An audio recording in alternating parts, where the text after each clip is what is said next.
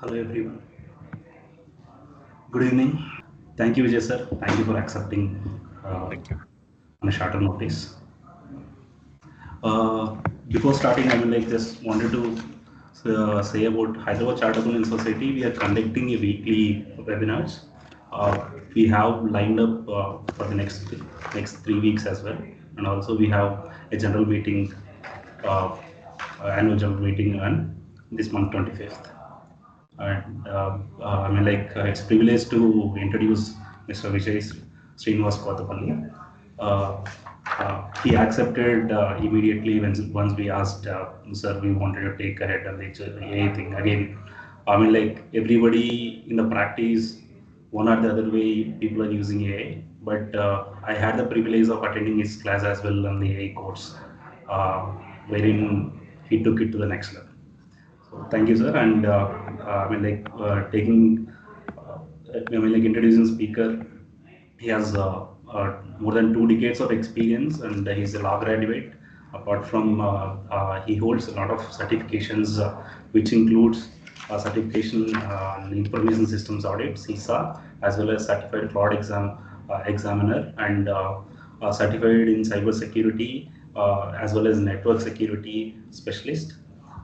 He is also an insolvency professional. Apart from that, apart from this interest, he also holds honorary positions as a director in the Association of Certified Fraud Examiners Hyderabad chapter. Also served as ISACA Hyderabad chapter board earlier. Also, with the rich experience of more than 20 years, he worked with forensic audits of both listed and unlisted companies. His expertise is in terms of cybersecurity for audit of banks, NBFCs, and major listed companies. Has a more than almost 15 years of experience in this, and he is a regular speaker, training expert on the subject matter. He also published have publications on fraud detection in banking, articles on information systems audit, regular lectures on the banking frauds and data analytics. I think you will learn more about him, and he has created a lot of repositories for whatever the knowledge you want to seek. Okay, for example, he creates that mini websites where you can go through and understand what you want to understand, rather than saying that okay, you take that PDF and you lost that PDF somewhere. So these repositories are always helpful for the members in practice. Over to you, sir. The entire next two Yeah, hours thank, is yours. Thank you. thank you, Manohar. Thank you very much.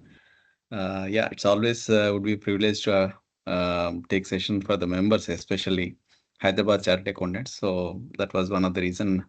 And just to share with presently in Mumbai, part of one today event of ICI training SEBI different officials of SEBI RBI and all. So fortunately, the timing was matching wherein I can pull out 5 to 7. So that's the reason. And as I said, I will not miss out any opportunity to address our members. So I'll be sharing the screen shortly. It's not any PPT kind of thing. I'll be sharing like whatever we've been using in different forms, and also I'll try to share a couple of ways we can work out on the AI. I believe many of you have already started off using in your mobiles or otherwise, maybe for drafting or emails or notices, whatever it may be, using Chat GPT or Gemini kind of thing. Just to share, I mean, you can consider it to be a disclaimer or kind of thing. The CI is at presently in such a mode wherein every day there is a challenge thrown up, wherein sometimes we have heard that Google platform Gemini has actually done a bit of coding wherein the customer has lost the data, a developer has lost the data. And also platforms like Replit and all, where they'll be using to create pilot projects and all, that also has goofed up wherein it has probably shredded the data. So this risk is always there, and that's where also plays an important role in our practices, because one, it is inevitable.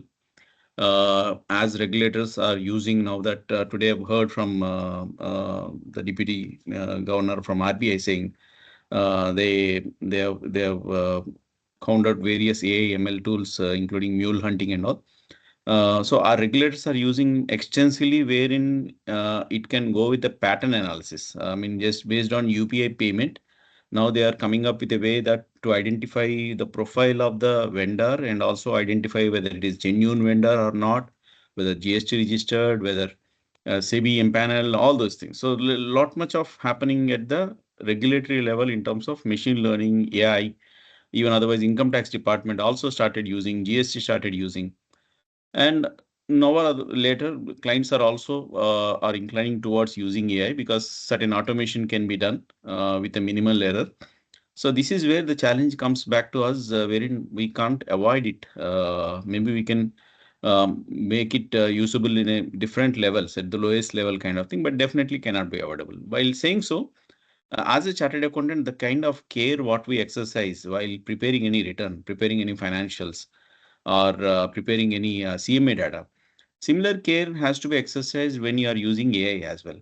So that is where it creates an opportunity for us wherein understanding the AI in a way it has to be used will be an opportunity for us to train our clients saying that no, how you should be using your AI, how what caution you should be taking up. And these are the additional opportunities what it is going to create.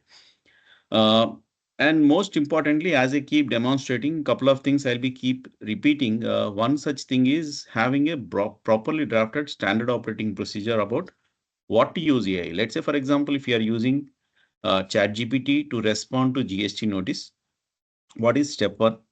I mean, once you receive a notice, how do you hide the sensitive information like address of the client, mobile email number of the client, certain amounts you don't want to share it with ChatGPT? How do you hide that? Only after hiding, who will be using ChatGPT, whether it's article student or a partner, if he is using what prompt he should be using. Okay, where exactly that prompt is available, because every time you can't just give a simple prompt saying that no, provide me a response notice. So these are the things where over a period, it might take some time, but over a period, you need to concentrate on how I can draft a step-by-step standard operating procedure for using any kind of AI. Unless you have that, if you start using, that's the risk. Okay. And being handling a lot of sensitive data, a lot of confidential data of the clients, if something goes wrong, it will be a disaster. Okay. You might say that what could be going wrong? Say, for example, you have shared a GST notice, asked it to provide a response notice, and you have uploaded certain documents based on which you wanted to draft this notice. Okay, certain supporting documents kind of thing. That is fine. Okay, you would have masked the information and all. But if some case, someone trying to give access to Google Drive, okay, you have created a Google Drive, you uploaded all these documents, and you have used this Chat GPT or agentic AI, whatever it may be, saying that no, you access the files in this particular Google Drive, and based on the information, summarize that and prepare a notice draft. Now, if something goes wrong, assuming that the ChatGPT has done a coding in such a way that it has created a link to that particular drive and shared that link to the email ID provided in the GST notice of the commissioner. That means it's trying to give me access to the client data instead of directly summarizing that. And this is pretty much possible. Okay, because we are dealing with the technology which still has a lot of hallucinations, and even the owners of those companies are unable to give a conclusion saying that how far we can trust. Okay, so please keep this in mind. Whatever I'm demonstrating, it's the simple use cases or the way you can start off with. But when you are trying to use it on the live data, you exercise a caution where you have a proper SOP. Without that, don't try any of this. Okay, so you can consider it to be disclaimer or a caution, whatever it may be. Okay, let me start sharing the screen. We'll start off with a simple aspects of AI. As you all know, there are a good number of AI tools. Of course, ChatGPT being the fancy one, wherein again you have a paid version, you have a free version, then you have an enterprise version. Then it has its own limitation because free version comes with a limit of token. Token is like how many prompts you can give, how many documents you can upload. So that will be a disadvantage wherein if you are in the mid of an assignment and your prompts are over, you can't shift to another account saying that now I'll be using because the connection will be lost. The context will be lost. Then you have second platform. I mean, I'll be referring to 4 or 5 regularly usable platforms. So second one is the Cloud.ai. This is by Amazon. And it is also as equally good in terms of ChatGPT, and sometimes it's better, especially if you are dealing with legal evaluation, like you have a contract, triparty agreement in a developer's triparty agreement where you are trying to make a complex solution about GST classification, calculation of shares, what you call how much revenue to be disclosed the current year, considering the construction period and all that stuff. Okay, if in case like realizable value, whatever it may be. If you are doing such kind of complex things where you want to study the legal aspect and also come up with a solution, then maybe Claude is sometimes working good for a reason that it follows a different architecture when it comes to training these machines. Even otherwise, if you are handling IFRS or India's conversions, I personally felt Claude is much better sometimes when it comes to comparing with. And it also has its own advantage where you can connect with various tools. Okay, where as I said, these are all comes with the paid version where you can connect with various Google Drive tools and various what you call connectors, so-called connectors. Okay, because it comes with an MCP. The context called MCP, where it can interact with any kind of servers. It doesn't require an LLM kind of architecture in between. But while responding, it uses its own LLM architecture. So this is the second platform, which is by Amazon, which can be used, especially as I said, for evaluating legal context and all. Then the third one, of course, our favorite Gemini, that is Google, which comes with the Google. This is also considered to be one of the best for a reason that all the important models, whatever it is there, they have been released in the free version also. And it comes with your package of Gmail, because if you go to Gmail and you check on this various applications available in the Gmail, you can see that Gemini has been added as part of that package. So this is one advantage where it comes with your Google account and also has the limit of the same 15 GB limit what you get in Gmail in terms of your uploading documents and whatever it may be. So this is another one. We'll discuss about a couple of important aspects like deep research. I personally, how I will be using deep research and all. And then fourth one to speak about, of course, Copilot is there, wherein this is of Microsoft. This is also much more familiar with us. Okay, this is not the one. I'll just Copilot. This is also much more familiar because it comes with the Microsoft integrated. Those who are having Microsoft Office 365 license, the personal license, whatever it may be, it is integrated into the respective tools. Okay, so that is one advantage what we'll have. Like it will be there in Excel, MS Word, Microsoft Edge, all these things. Then finally, the fifth one to speak about is the Perplexity. This is by LinkedIn, platform LinkedIn. So why I've chosen these five, one apart from personally using, these are the five top companies where at least in the near future, they may not be exiting the market, because any other AI, if I pick up, if there is no continuity of the product, I might be struggling once I put a lot of effort in learning it. And if the product itself is not existing, it's happening in a couple of companies. So that way also, maybe we can probably think of using the one based on the company, which at least have a minimum survival in the near future. Okay. Uh, so these are the five products, and Copilot, as I said, if you are dealing with the Microsoft product, that is more convenient, especially Excel, Word, PowerPoint, and all that stuff. Even your Notepad also has integrated this Copilot, wherein you have written something, you want to summarize, you want to rewrite, you have copied certain notes and all that is pretty much available in the Notepad also, Copilot. And Perplexity, I'll take up a couple of assignments where I'll be explaining in terms of risk assessment and all that, where you can connect Perplexity in a different way that I'll also demonstrate. To start off with, while the agenda for us today will be like I'll be speaking about various platforms as I started off now, and I'll be demonstrating each of the product, picking up one or other area of the practices, like say to one probably income tax, one on the GST aspect, one a bit on reconciliation, and if in case I have to go a little advanced, how I can go advanced about creating my own tools like GST reconciliation tool with the help of ChatGPT. That also I'll try to demonstrate. But yes, it will take iterations. But anyway, I'll just give you an idea so that you can continue this research. Then I'll share a couple of RAG concept, which is of Google product. Again, I'll probably take up NotebookLM kind of thing where I'll demonstrate in multiple ways how we can use. While sharing my knowledge, I'll also share a couple of use cases because having a tool is separate, but how I can be using it, how I can connect with the practices is more important. That's where I'll try to more focus on. Okay. And more importantly, kindly keep in view that you are a very good user of AI if only you are a very good domain expert. Unless you have a knowledge of domain, if you are depending on the AI, then it might be definitely taking you into a wrong route. Like say if you are using for income tax representation and you are searching for a case, or you are looking for drafting something, or if you are trying to compile some points out of a case study, then all this comes back to the way you understand the domain, how you are explaining the domain to the GPT. This is more important. So a good domain user will be a good AI user. Otherwise, it is going to spoil your game. Okay.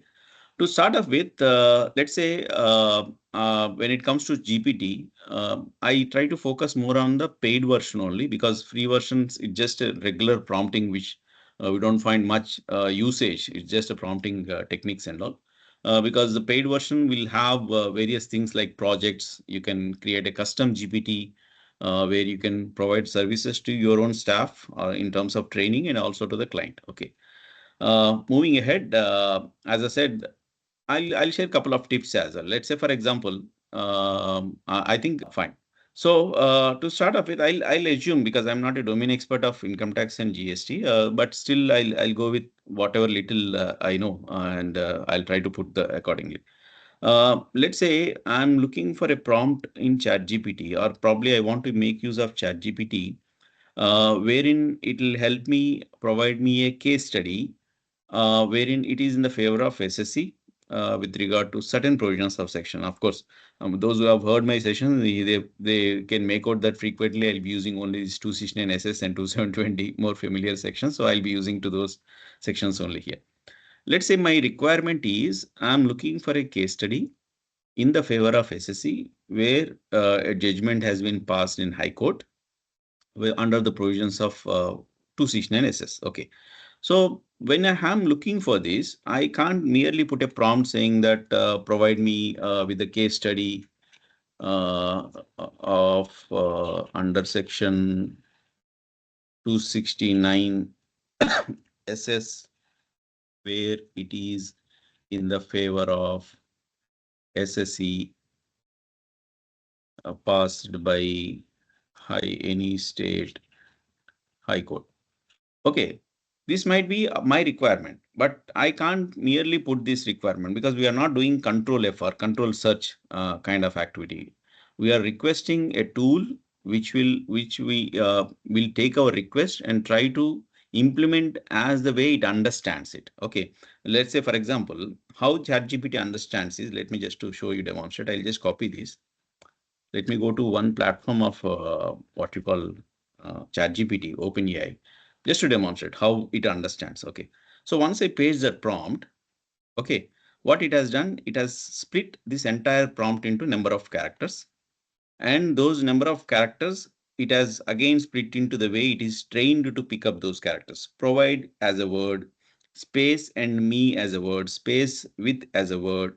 Okay. So everything it keeps splitting that and it will count the number of tokens. That is the number of tokens in its own interpretation. Now these tokens will be assigned with an ID. Okay, so provide will have an ID. Let's say if I'm putting one more provide here.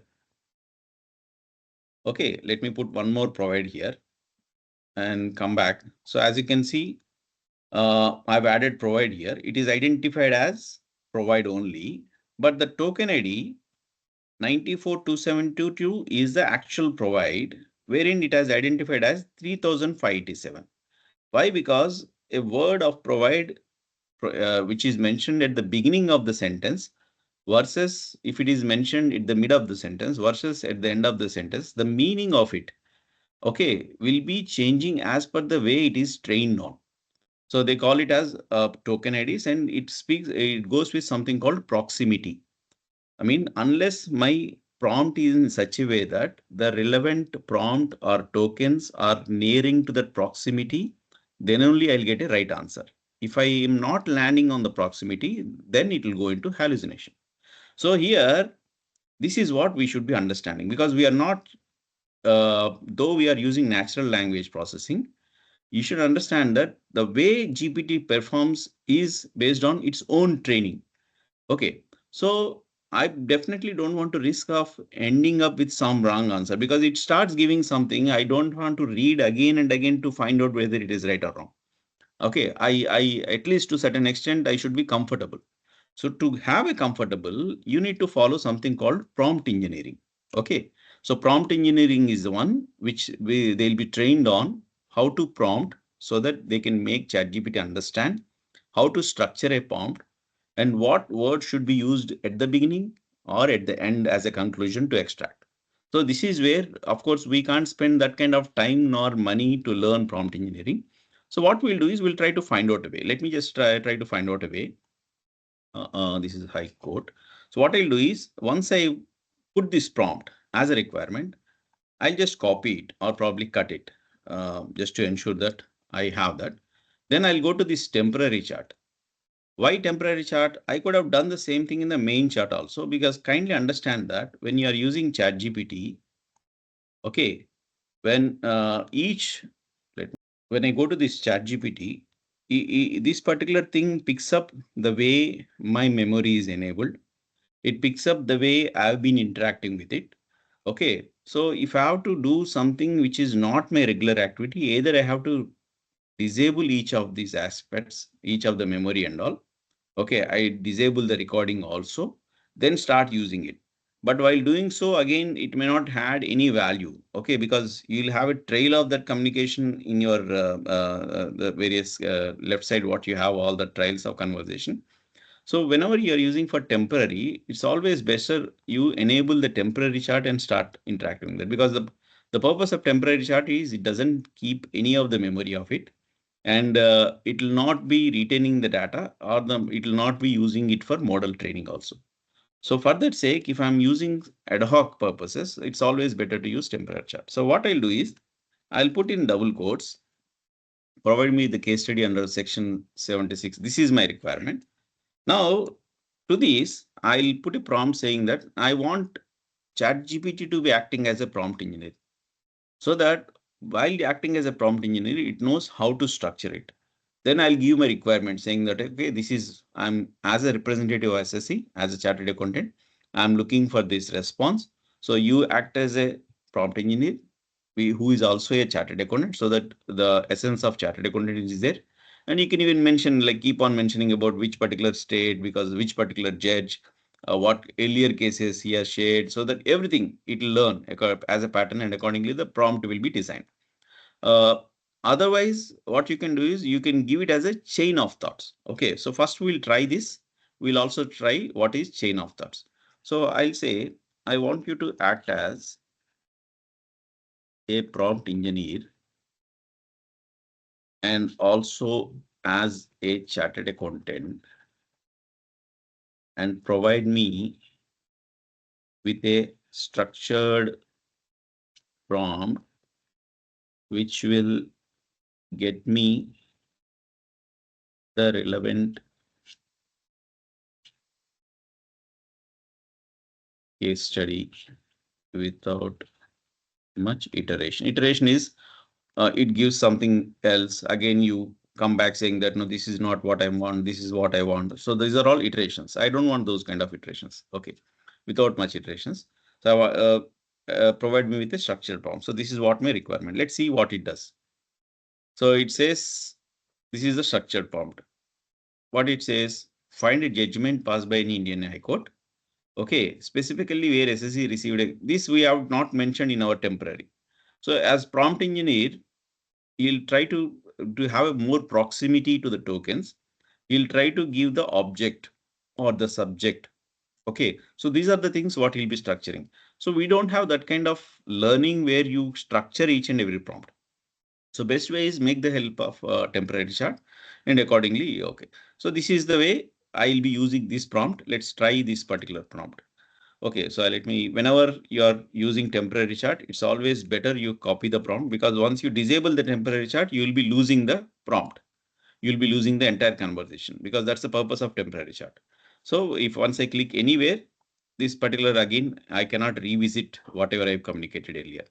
Okay, so let's try this in a different form. So first thing I'll try to use in the regular GPT, copied this particular prompt, and let's try to run this in a regular. When I'm trying to run in regular, those who are having a paid version, of course, free version will come with a default 4.0, which has like 4096 tokens and all. But when you are having a paid version, you might think about which one to use. You will have various models like a 4.0, O3, O4 mini. Okay. So I suggest you go with the 4.0, where majority of our practice will be sufficient enough. Unless you want to go for some coding, wherein you might think of other aspect like 4.1 and all. If you are trying to develop code and all, but majority, I'll say 90% of our task can be done with 4.0.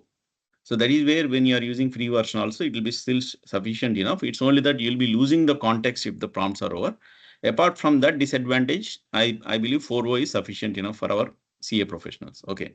Don't try to experiment with various things, because unnecessarily there is a chances of hallucination if you are using a wrong model. And second thing, it will take more and more tokens, because it will have more token limit to consume.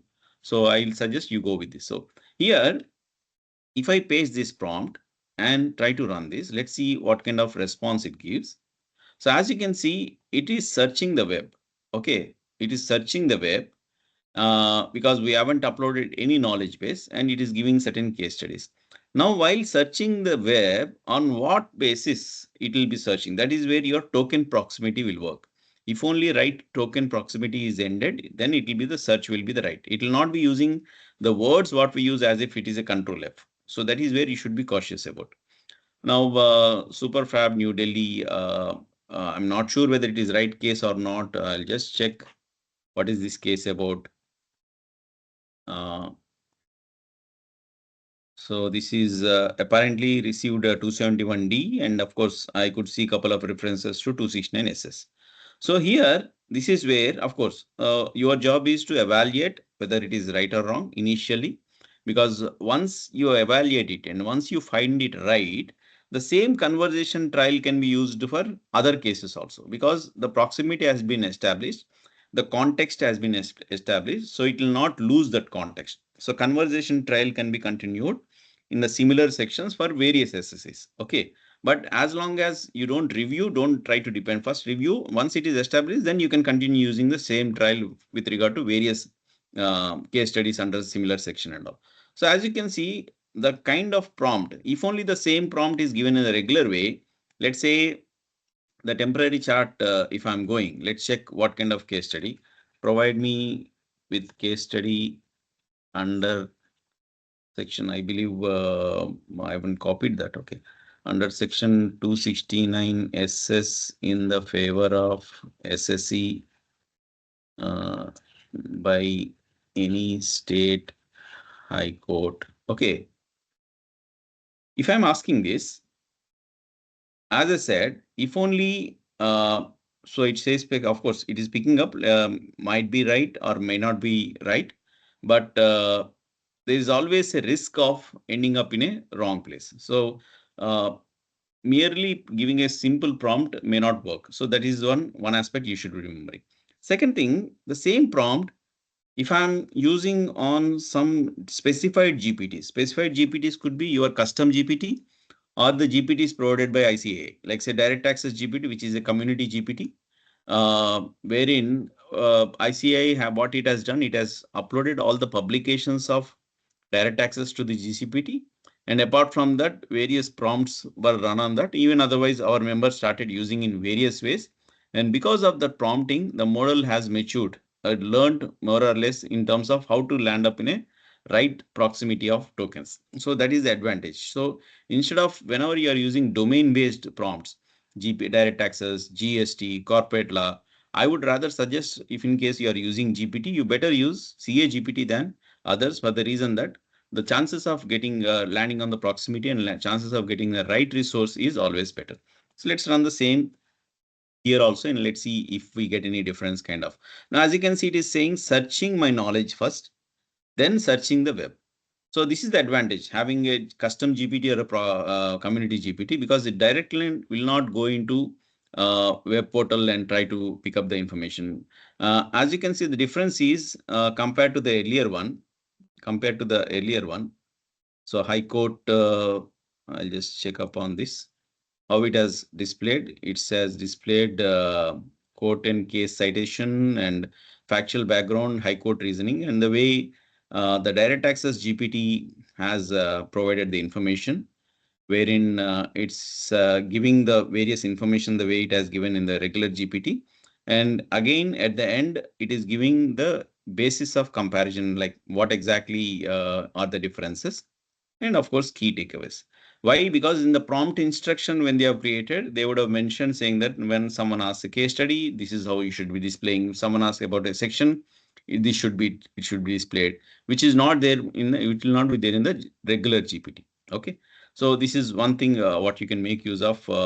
So the same thing can be done as a chain of thoughts. What is chain of thoughts is when you do prompting, you give iteration. Like the first prompt you give, it has given something, you found it to be wrong or certain things are right. Again, you modify it. Again, you modify it. You keep adding.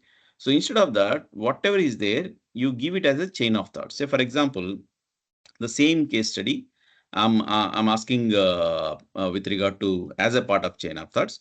Let me just draft in 2 minutes what kind of chain of thoughts prompt should be used. Okay. I, as a chartered accountant, uh, wanted want to get some case studies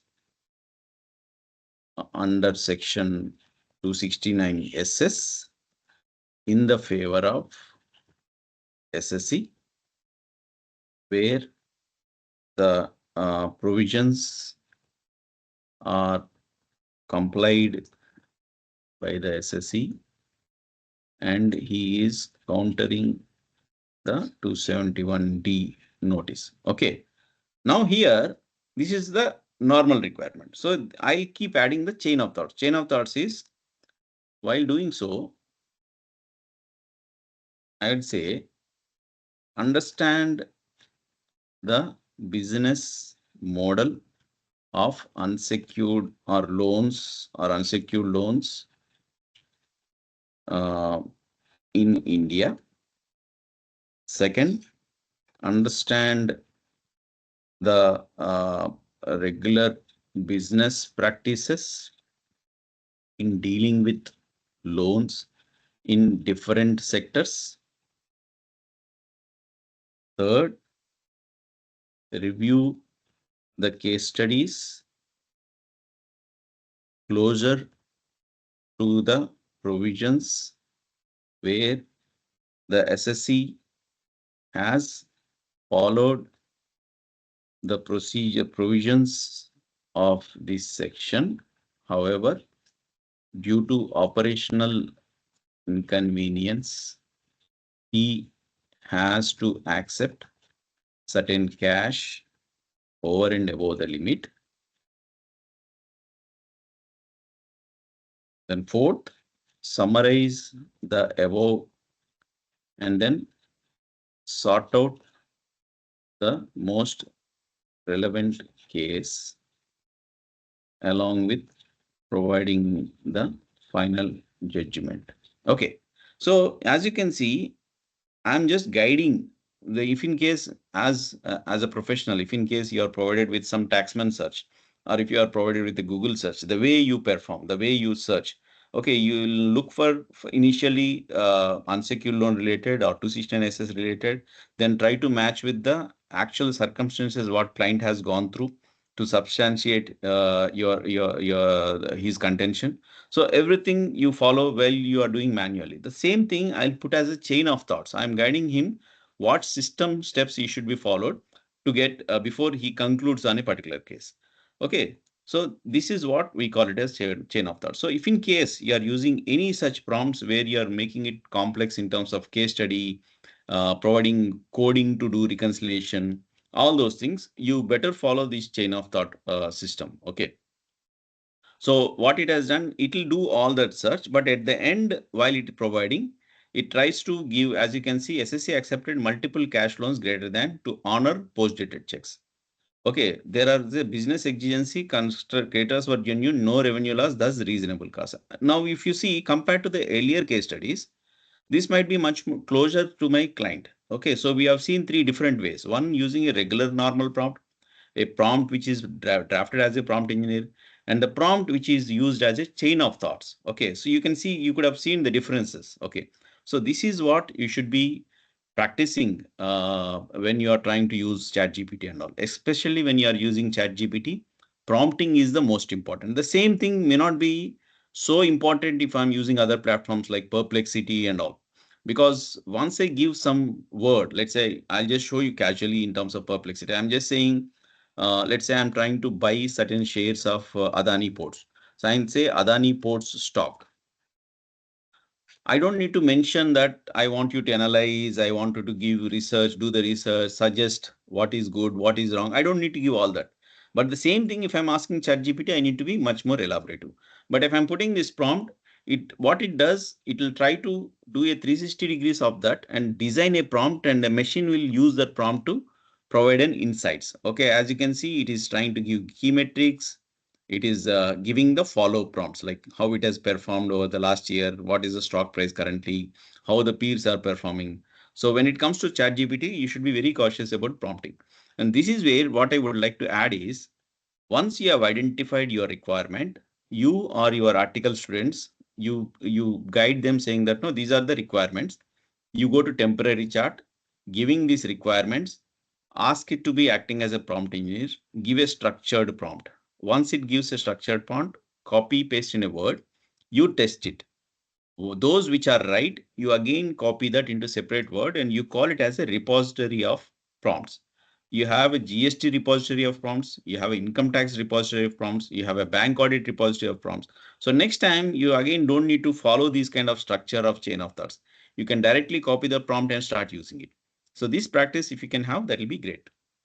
Okay, so I'll probably try to address one on your behalf. Like say, okay, if in case I'm trying to take the help of ChatGPT to perform a GST reconciliation, how it will be. Okay, as I said, the chain of thought plays a very important role. So let me demonstrate. As I said, it might happen in the first instance, or it may not happen. It might take iterations, but ultimately, once it is there, no matter how many files you give, it will do that activity. So let's go to ICA GST Indirect Taxes GPT and try to build a prompt where it will provide me with a reconciliation of GSTR 2A with a purchase register. So while doing so, as I said, here also chain of thoughts plays a very, very important role. So I'll say, I want you to perform reconciliation of GSTR 2A with purchase register while keeping the following in view.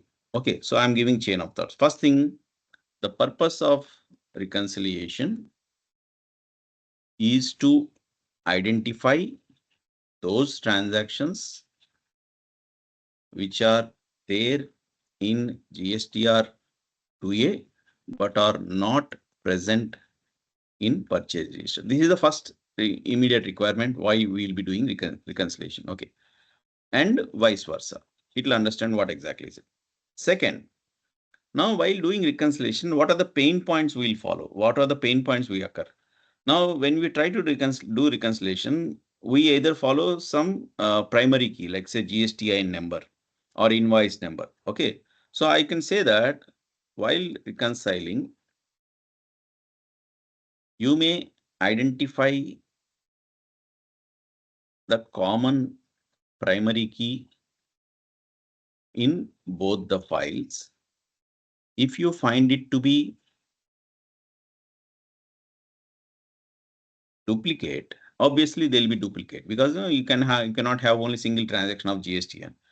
Then you create a unique combination of primary key while including the common fields. While including the common fields, exists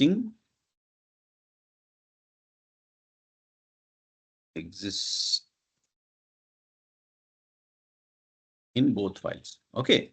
So I'm just giving the various idea, usually the way we perform reconciliation. This is the first part. Second part, where it could go wrong. It could go wrong wherein the purchase register, let's say accountant, he has wrongly captured the GSTN. So obviously, it is very close to the one which is there in GSTR2A, but I don't want that all those transactions saying that these are not available in GSTR2A. I want to make ChatGPT to do some effort before it concludes. So I can say that, please know, or probably no, I don't need to mention every time please and all, know that the purchase register is a manual entry, and there is a possibility of 0 O being captured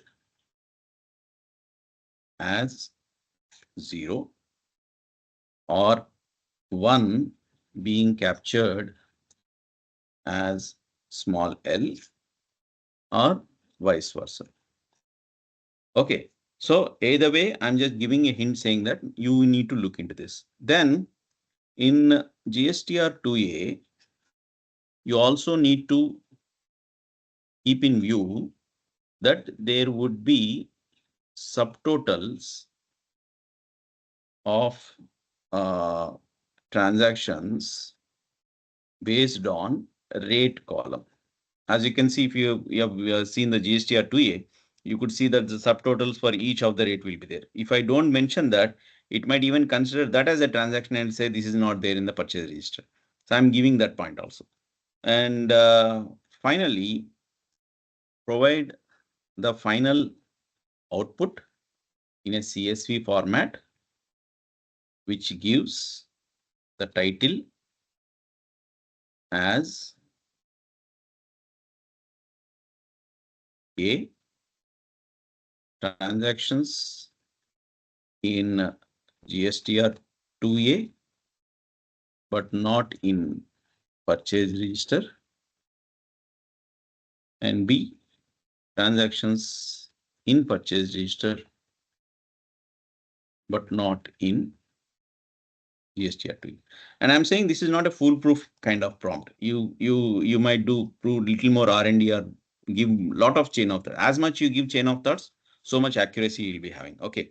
So for the sake of testing, I'll just copy this. And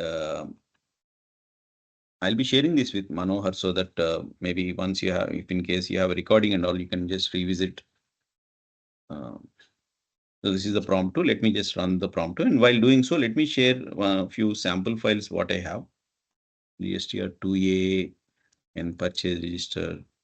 So here also, if in case you find that this is confidential, you don't want to share it, what simply you can do is, you don't need to share the entire file. You just open the file. Okay. You can minimize. No need to worry about the font is visible or whatever. You don't need to worry about it. You can take a snipping tool. You can take a screenshot of the file. Okay. And you can see, you can say,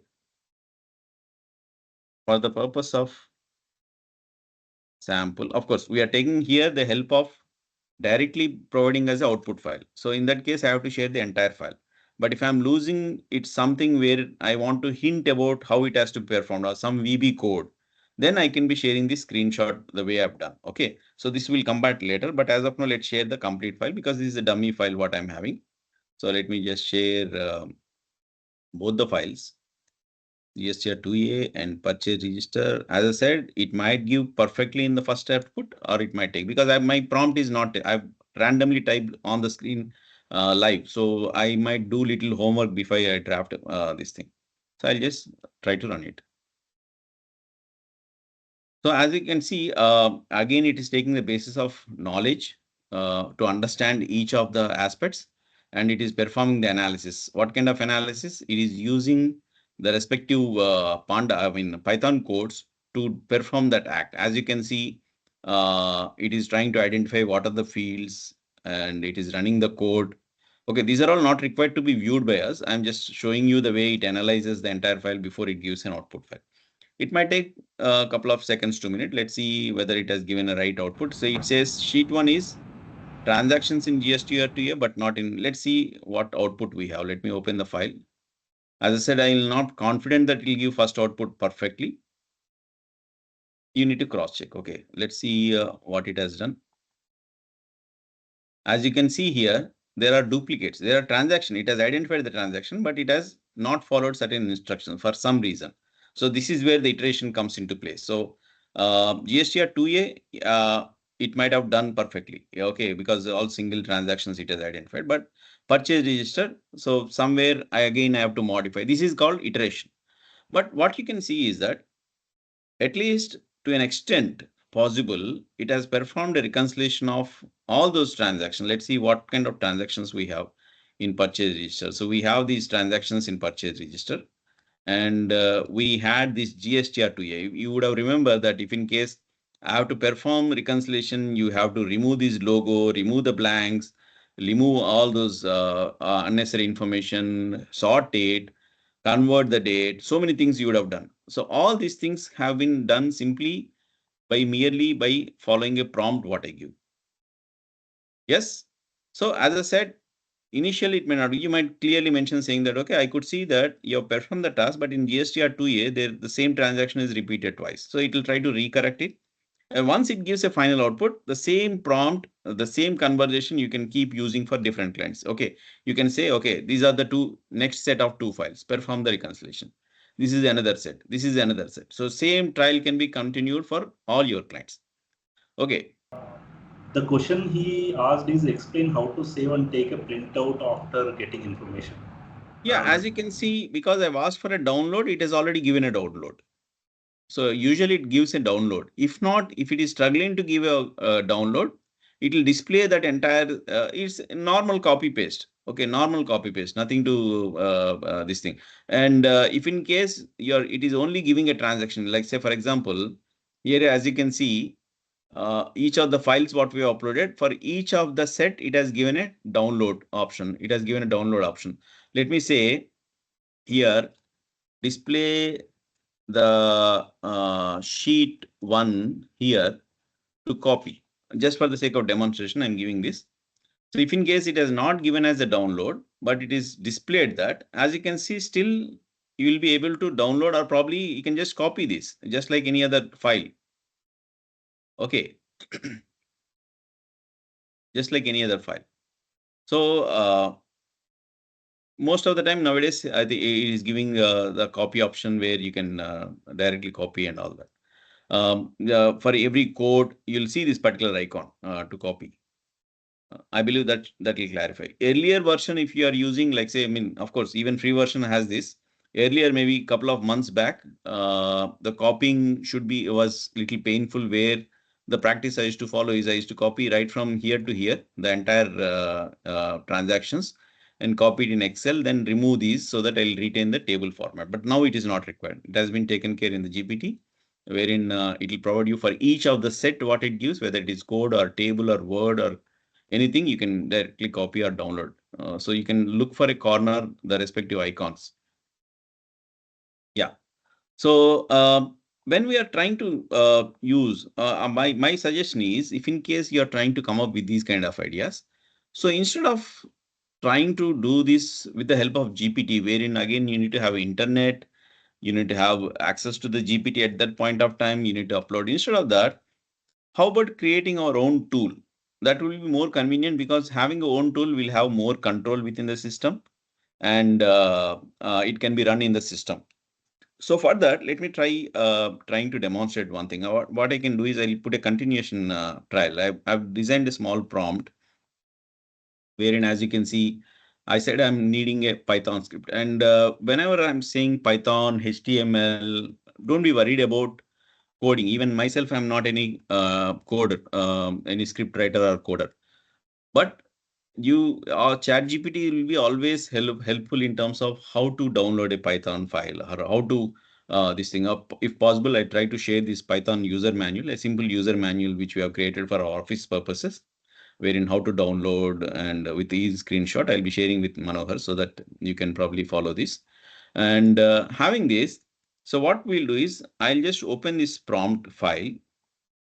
What is a prompt file? What it says, I need a Python script to compare two Excel files, GSTR2A. Both files are located in my PC. Why I'm giving this? I want to have a path where it will access.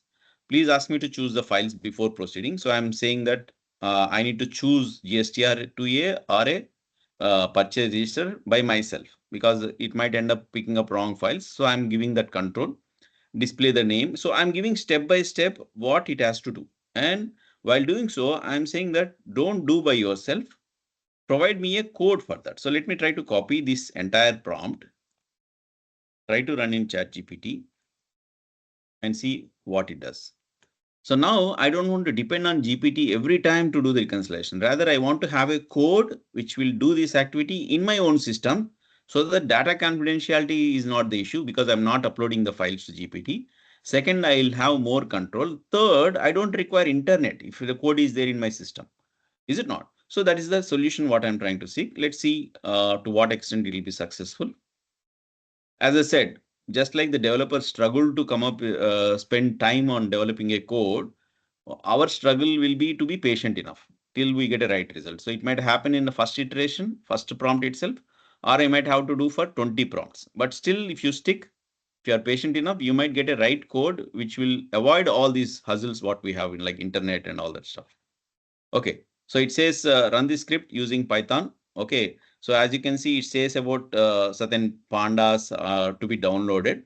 So again, you might follow certain instructions. You might even take the help of saying that, okay, how to download Python and how to run this script. You can ask anytime. So it is going to give step by step. Step one, go to this, download, check this box. Then you can check Python version. It should be installed so and so. Step two, open a command prompt, open this. So let me just try to demonstrate here itself. Let me put CMD. Any drive, if you are putting CMD, it will take you to the drive where you are in. Okay. So probably this is too large. Let me just go to C drive so that it will be simple. So command prompt. So it says mine is already having Python version. So I'll just copy this, paste it. Sir, earlier, sir was asking about copying. As you can see here, it has given a copy here. So within the window, each of the window will have a separate copy button. Don't try to copy this particular option, because it will copy the entire structure. I don't want that. So every aspect, every separate window has a copy icon. So so as you can see, 13.13.12, mine is advanced version. It is still saying that no, you can still go ahead with the older version. So I can run the prompt. So it says copy this. Just follow the instruction what it says. Okay, it says some error. Now, if you are getting this error, as simple as such, you can just use the snipping tool, copy this and share it. You don't need to even explain what it is that. It'll understand this is the error. It will provide you a solution what is to be done. Broken Python, fix reinstall, so open control, uninstall the program. Of course, it is guiding various things, so and so, so and so. Okay, so let's not get into that. But as of now, what I'm trying to demonstrate is the way we can make use of this GPT to provide us with a right prompt. Okay, as you see in majority of the markets nowadays, they are the coding or the tools what they have generated. I will say 90% of those tools are generated just like us by using ChatGPT. Okay, so no developers, nothing and all. It's just a patience and clear-cut instructions as a chain of thoughts. Okay, that's you can do, or you probably can give this task to your article student to come up with this tool. Okay, because I'll show a couple of tools. So Python is a code which requires the Python libraries and the Python application to be installed. If in case you find that no, I don't want to go into that kind of thing, I want a simplest form, then you can go for HTML. Okay, I'll just show you one more example of that. Uh, let's say I have this challan. Okay, this is a income tax challan. What I want is I want a code to extract. Let's say in a folder I have 100 challans. I want to extract from the challans in a tabular format in a Excel. This is my requirement. So I can share all this to GPT to provide a CSV file, or I can ask for a code. So I've created a small prompt to this. I have a file created also. I'll show both. So I'm saying this is the prompt, a simple prompt. As you can see, this is not even structured also, but still good enough because I can keep trying. As I said, while doing so, you choose that particular domain-based GPT, which will be much more easier because I'm using for TDS. I'll be using direct access GPT. I'll paste it. So this part can be avoided because attaching the file, or probably I can just do this. I'll upload one of the challan to the GPT and I can run it. So what it does, it will give me an HTML code. HTML code means, of course, it is extracting the confirmation information from that particular thing. Okay, so it is extracting, as you can see, from the given PDF challan file, it is extracted, and it is given a code also, how you can extract it. And just to demonstrate this tool, which was again created by our article student, I'll show you that particular tool for you. This is the same code. What you can say, I'll just open the code also. I can open it with Notepad to see. As you can see, this is the same document type, HTML. This is what it started with. It is giving a Cloudflare. As you can see, this is the Cloudflare. So this is the code which earlier it has given, which I can copy. And to run it also, as you can see, just copy into Notepad, save it as .html. That's it. Nothing much required. So let's see what this code does. I'm running this code. As you can see, it says TDS challan. This is actually given. As you can see, this is running in my system. So that means I can switch off my internet. I could do that, but I'll be losing the Teams chat now. So I can, as you can see, it's open in a browser, but in my local system. It doesn't require internet. So what I'll do, I'll choose those two PDF files because the same file I am having, I've just duplicated as two just to demonstrate. I'm choosing these two files. Assuming you have 100 files, you can choose 100 files and simply click on the process PDF. What it has done, it has extracted from that and it is giving an option of download as Excel. You want to edit here itself, you can edit it. And this is given by the code. So I can click on the Excel. As you can see, TDS challan data is extracted. And the file what we have extracted is nothing but the file which is being pulled up from the PDF file. Now, what is the effort we have put? Nothing. It's just a simple prompt saying that read what is there in the PDF, extract the fields. To extract that, give me a HTML code and help me how to download how to install that. Nothing like installing. Copy, paste in Notepad, save as .html, run the code. As simple as such. Okay. So if you can spend time on coming up with these kind of tools, so in future, even if something goes like, some regulation comes where it will not allow GPT, it will not allow AI as much as we are using now, at least by the time such kind of control comes, you are ready with certain tools in your own office. So try to work out on this. Maybe you can call in your team in terms of article students or whatever it may be, and then accordingly you can take it forward. So you can see that how simplified our lives will be if I keep performing, creating these small tools for each of the activity like audit or analysis or whatever it may be. Okay, here at this point of time, any doubt? Yes, privacy, Vishal, privacy is the most concern, and that is definitely concern for a reason that nowadays AIs are acting in a different way. Security is one of the main aspect we should be worried about, no matter whether it is a paid version. Of course, what paid version is, it will come with a SOC 2 certification. SOC 2 is, it will give the third-party vendor security related audit certificate. So that way, comparatively comfortable than using a free version because paid version comes with a SOC 2.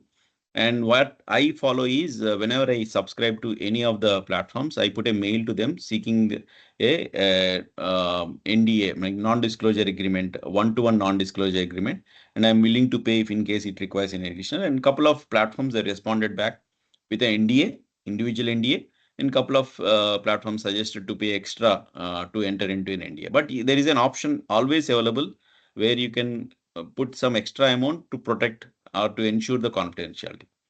So provisions are there, but free, obviously, it's always risky because it may not have a SOC 2 kind of. Sir, repository of the prompts, as I said, no custom repository can be working on all because each firm might have their own kind of practices in terms of acceptance, processing and all. Though reconciliation and all these are all common, but there is no repository. What I suggest is instead of copying a repository, you try to spend time in creating a repository. As I said, taking the help of temporary chart or giving the chain of thoughts, because once you have that, you would have shared sample files of your client to understand to provide a right prompt. So that way, once you have, you can own it. I mean, it will be there for even other kinds of other clients also. So I would rather suggest having a repository created of your own. Even if you are using outside, it may not work as effective as it works your own prompt. Okay, so that's what my suggestion is. But even otherwise, I'll try to share down the line. Because as I said, these are all proprietary created in our firm. So I need to take a consent from the partners before I share. But if permits, I'll try to share those prompts in future. Now, to move ahead, as I said, that is the various platform like any particular case study. I mean, I'll just give a clue. I'll not get into detail kind of thing considering the time limitation. So if I want to perform some detailed research on certain aspect, let's say I'll pick up a typical case study of a transfer pricing, wherein I want to understand a DTA agreement with Singapore and also to understand the withholding tax kind of thing. So usually I'll have those who are into those kind of practices, they might have relevant books and all. But if in case I can make use of this deep research, it will be more helpful. Let's say I want a report on DTA with Singapore from the transfer pricing perspective, and also want the various withholding tax as part of these transactions, and few relevant case studies from the software services perspective as on the date 01/08/2025. Okay, I'm just giving it pretty simple. Even the simple prompt, the way it does a detailed kind of research. So I'll rather say that provide the report for easy demonstration to my client as part of startup company, part of startup, something like that. I'm just generally giving the. So once I give this prompt, if I enable this deep research, okay, I'll just copy it to show you one more platform which is also interesting before we proceed. So here, while enabling this deep research, if I run this, what it does is, as you can see, this is a free version what I'm running on.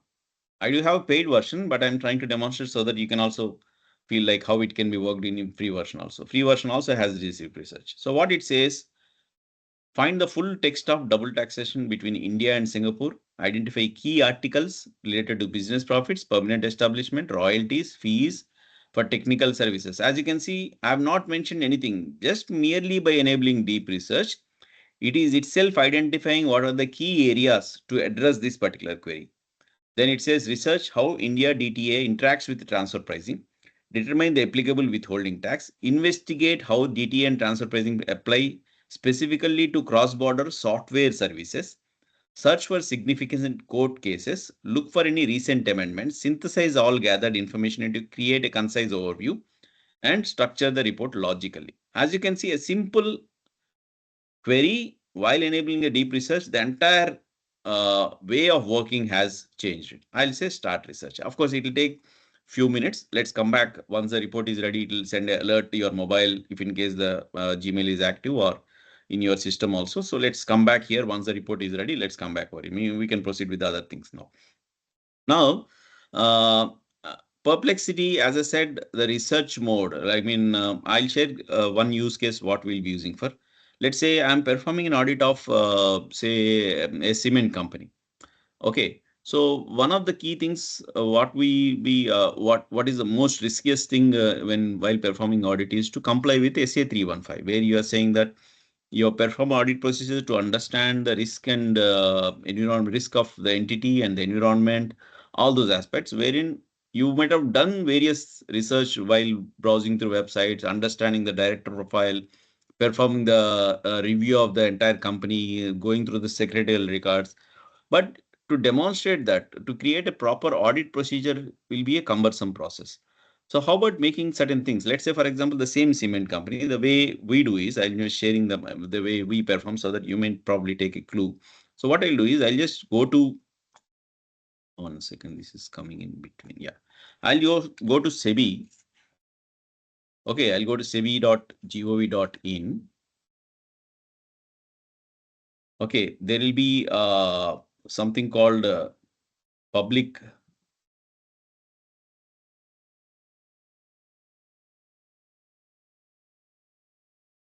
certain area. You'll have prospectus, or probably Google will be much more comfortable. I'll just say SEBI public issue. So when you go to public, so you'll be looking for key fields of cement, those related to cement. Okay. So let's say GSUW or Canodia. So you click on that, assuming that your client is into cement company and you are trying to perform the risk assessment from the operation perspective and the financial perspective, and you are looking for certain benchmarks to do that kind of risk evaluation.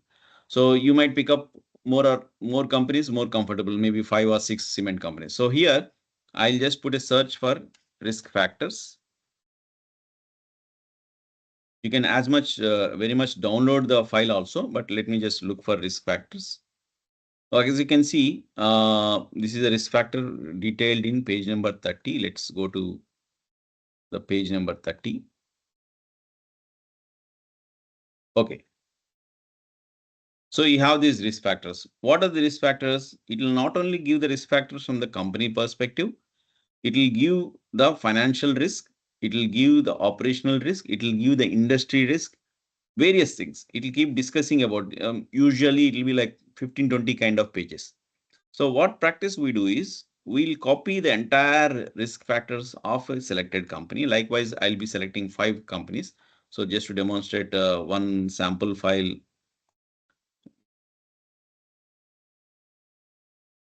which I have downloaded. So here, once we have downloaded, we'll copy the risk factors of each of the selected company into one single file, which we'll call it as a repository of risk. Okay. So likewise, I keep copying various risk factors of a cement company.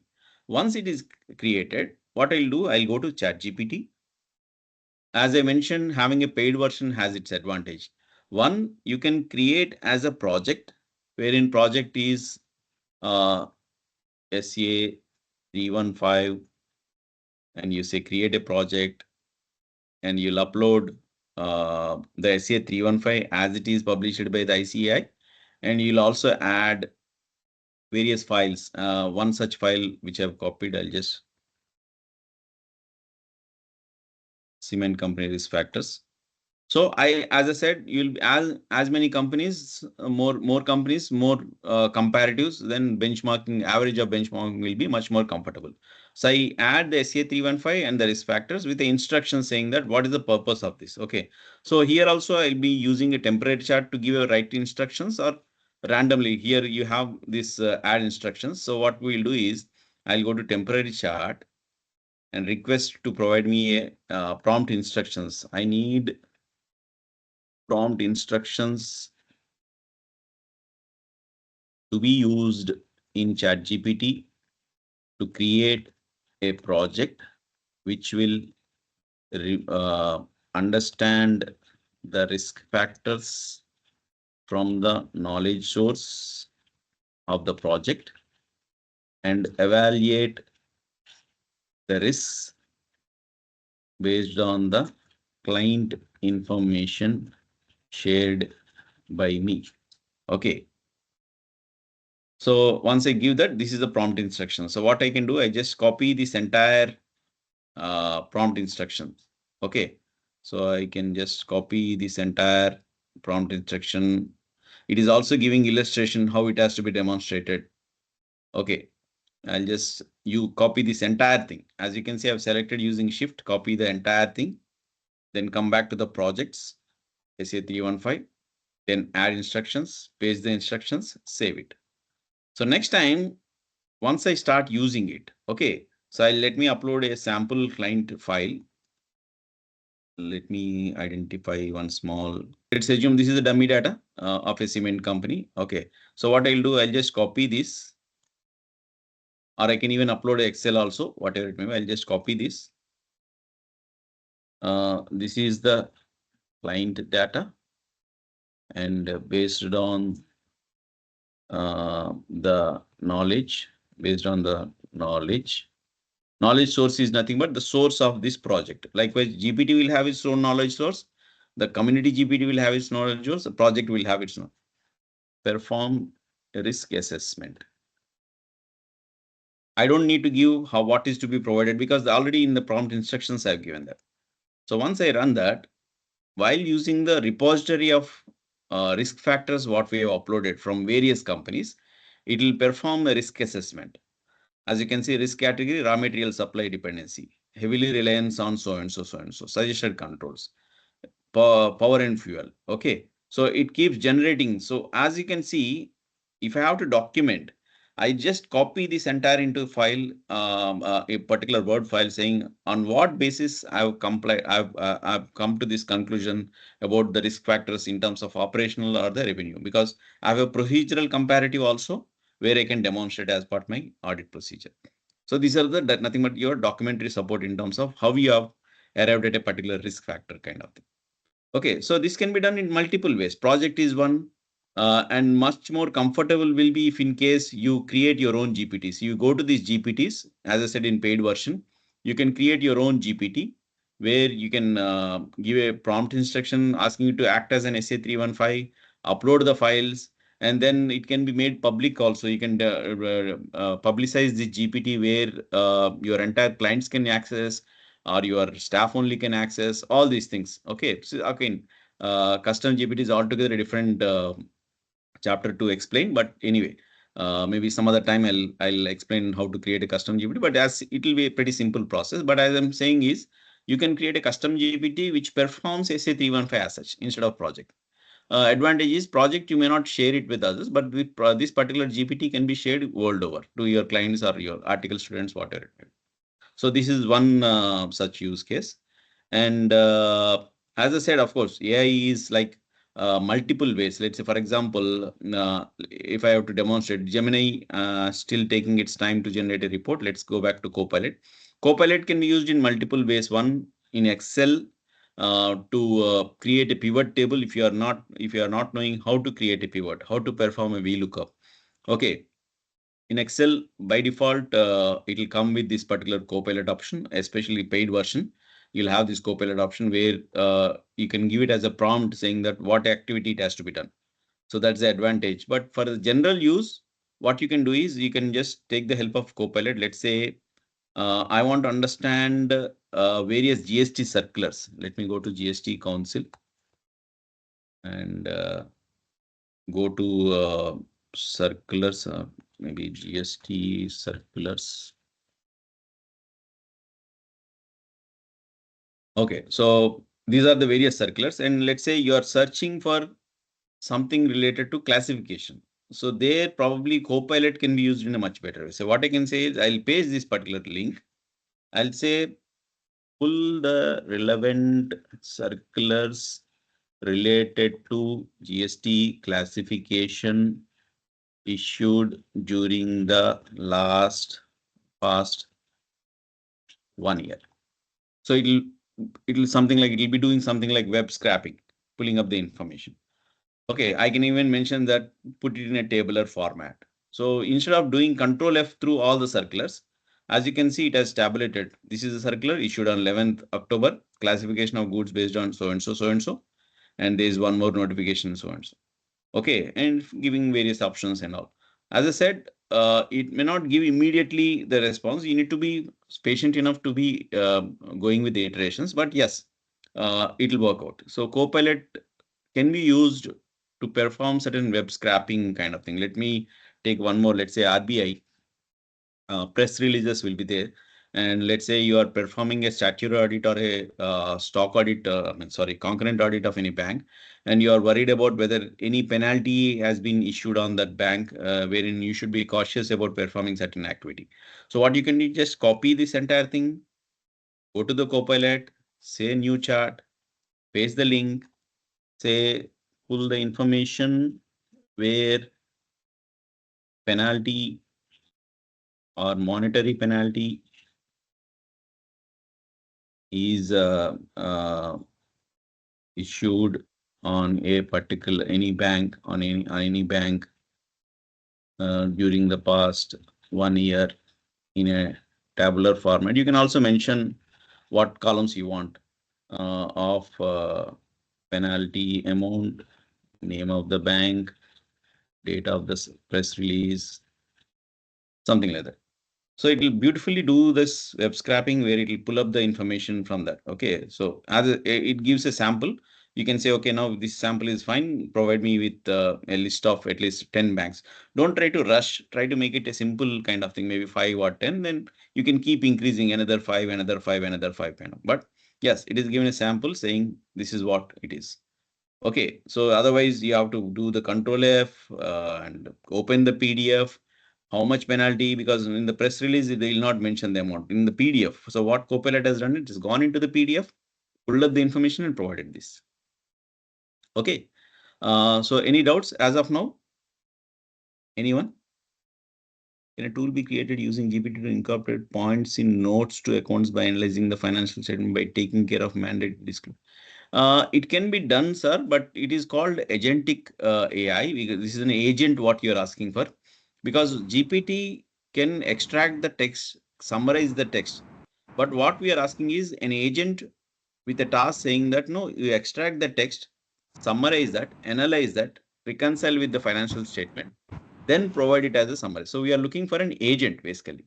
So agents will come in a paid version wherein you can connect as an API key. Not too technical, but yes, bit of technical is there, but it can be done. It can be done. I think Manohar would agree with me that in AICA they shared a couple of these things where they connect with the agentic AI like bot press or whatever it may be. I mean, there are processes which we can follow. Yeah, One but more it can be question. done. It can. One more question they have is that will the GPT throw same results in the same prompt given to a temporary chat GPT 4.0 and ICA GPT? No, see, kindly understand that, as I said, uh, it's a token proximity what it works on. No matter how many times you give the same prompt, because based on the token IDs, what it searches, the context will be same. The expression might be different. The context will be the same. But the expression in terms of how format it goes, whether it is a table or subheads or certain grammar, these will differ because that's how it is trained on. Okay, it's a pre-trained transformative tool. So ultimately, no one will get the same result. It will give different result, but the context will be the same as long as you follow the right prompt to set the context. So last Uh, question. Can you can you summarize the summarize AI tools as to what could for be used for which Yeah, purposes? this will be a tough question, Rohit, because every week around 40,000 AI tools are being released. 40,000. Okay, so to identify a tool which matches, but as I said, in a simplest way, if you are dealing with agreements and all, I'm not endorsing, it's my personal usage what I'm sharing. When it comes to legal, like say I have a parent company and I have subsidiary company, there are certain MOUs or agreements, or you have some certain lending of consortium lending where lead bank and associate banks, the terms of agreement should be common, Likewise, those kind of comparatives, if you are doing, Claude has been very good enough. GPT, if you are doing coding, because ChatGPT is released, actually, it was made for the developers. Okay, when the 2018, when they were released in Silicon Valley, the version was meant to help the developers in debugging and all that. So that is the reason the coding part, ChatGPT is comparatively better. Gemini, as I said, I'll just demonstrate if you are more into Google product. Let's say, for example, okay, now as you can see, now that it has generated a report. What kind of report? I'll just export into Google Docs to see, to show you. I'll come back to your question. What I'm saying is the kind of beautiful report it generates, the research version. The structuring, the way of structuring it does. Okay, still loading. As you can see, navigating Singapore, executive summary, introduction, understanding, withholding tax implication, tax characterization, relevant case studies, conclusion. It is also giving the references of work cited, from where all it has pulled up the information. It is almost all pulled the information from 28 different websites. And I think it is running to, I'm not sure how many pages. Let me just check, or probably I'll download to check how many pages. Okay, so I'm just opening this Word file created by Gemini in a deep research mode. A simple prompt to analyze the DTA of Singapore has generated a detailed report, which is around 20 pages.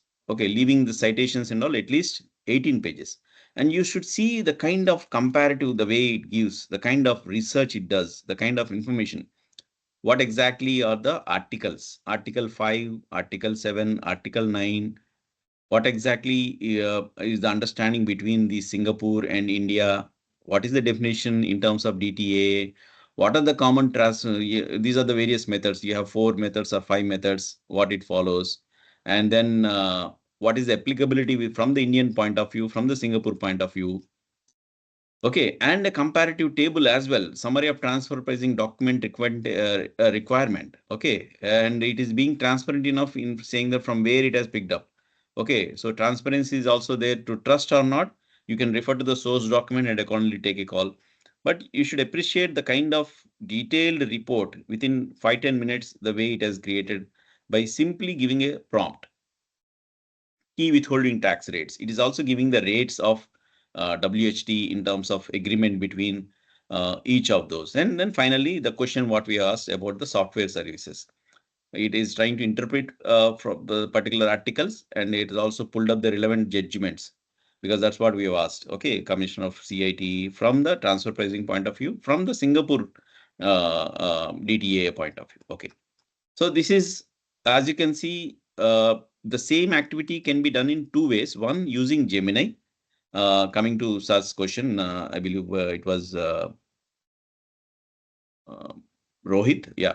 Coming to this thing, it can be done using Gemini, or it can be done using Perplexity also. Perplexity also does the same thing, but the report, the kind of Gemini, what it gives is may not be that extent. Okay, so if I'm asking the same prompt in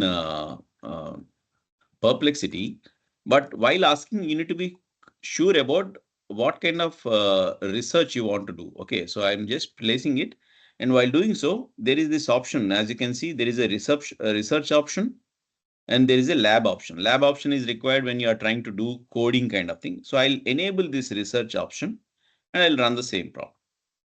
Okay, so it is also as good, but comparatively, Gemini has been very good enough for the reason that the kind of data access what it has.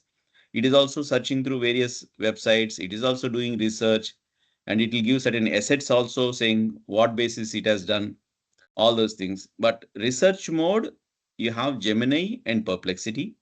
Coding, you have ChatGPT, and the regular usage, what you are doing for with regard to reconciliations and all. And agreements, Claude is good enough. And Microsoft, like Excel, Word, and all, you have Copilot. These are the 5 products I can, as of now, share with regard to the regular usage, considering the confidentiality and all that. Because more or less we have been using Gmail, we have been using OneDrive without any agreement. So the same kind of trust exists. I mean, same kind of security architecture exists while using this kind of platform also. Okay. Now coming back, I'll just finish off with one more interesting tool which you can make use of. This is one of the favorite tools of mine and been spending a lot of time on this. I think it's also addressed in AICA certifications. So I'll demonstrate in couple of things, a couple of use cases what you can think of. Okay, this as you can see, this is still a free account, not a paid version I'm using. This is a free account because whenever you want to find out whether the free version is there or not, you just go to Gmail. You can go to regular Gmail account and you can look into these applications, the 9 applications. Okay, click on here. You have Gemini, and if you browse down, you can see Notebook. This is a new edition. Earlier, it was not available as part of this 9 applications of Gmail, Google ecosystem.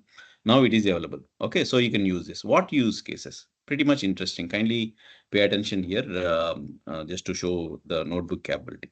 First thing, I want to let's say I'll take up straight away the SSE, I mean representation, income tax representation. For that, what I've done is I've created certain what you call synthetic data. Okay, let's say uh, I have received a show cause notice from income tax department. Okay, and with regard to under certain sections, something notice has been received, and to that I've given a response to the show cause notice to the department saying with reference to this so and so, so and so, so and so, so and so is my submission.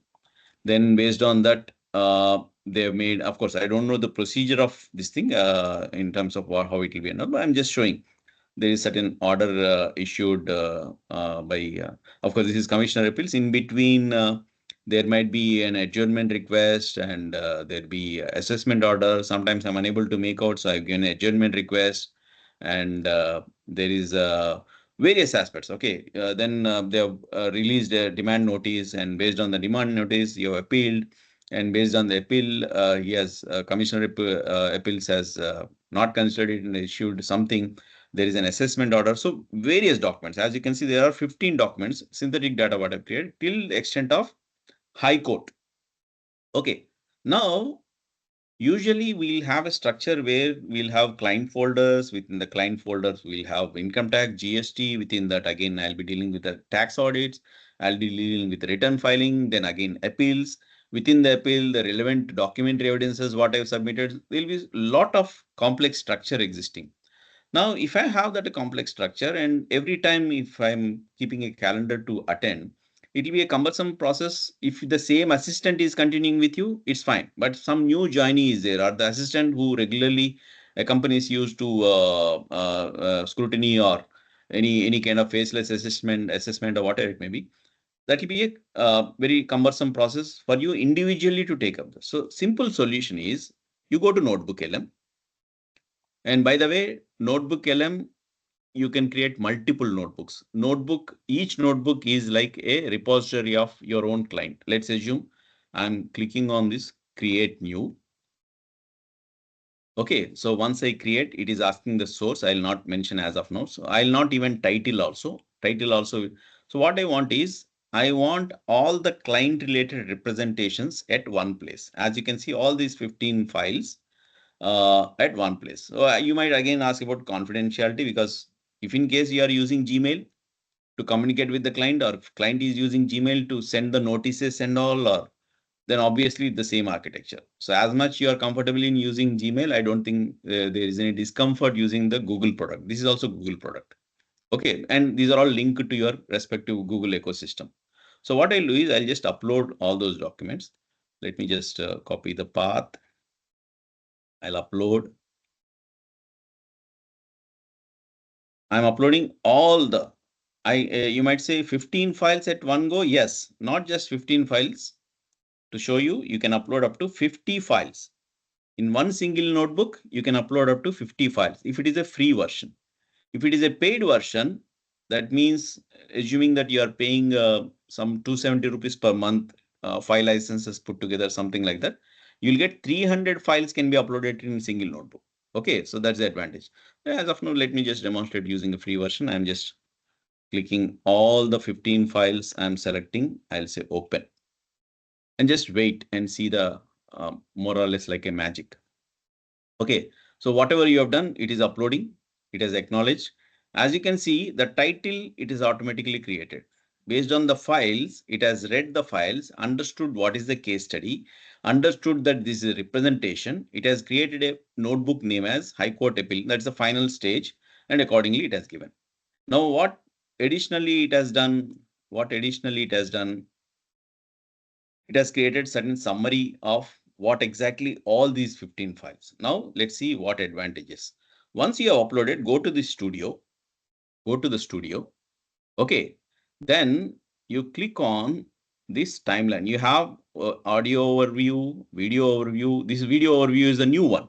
What it does is there's a artificial video will try to discuss on the 15 documents what you have uploaded. Of course, these are all bit of activity where in leisure you can do. You want to listen to the documents instead of reading, you can use this. But as of now, let me click on this timeline and see what it does. Out of those 15 documents what I've uploaded, I've clicked on this timeline. So it might take at the most 30 seconds to 1 minute to create. Okay, as you can see, 15 within 1 minute. Once I click on that, it says what? A tax assessment journey. What is the journey? Now you can see a detailed timeline from where the assessment has started. What was the first time you have submitted? When was the show cause notice issued?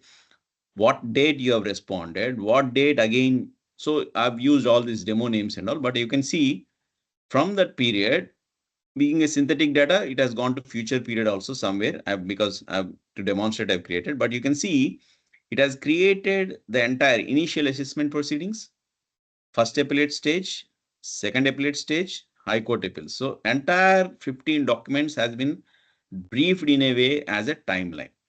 Okay. And then it gives the characters involved. Who are all involved? You have engaged an expert representative. You have engaged some representation. Some partner has gone on particular day. It will give all those who are involved in these 15 documents, the names of the assessing officer, if in case it is mentioned. As you can see, it will give. So one glance, you have the timelines and also the entire team involved in this particular scrutiny. That is one part. Okay, so that is one advantage what you can have. I'll take up another case study to perform certain thing. At this point of time, anyone having doubts? Let me just preparation of financials for private limited company, which AI tool.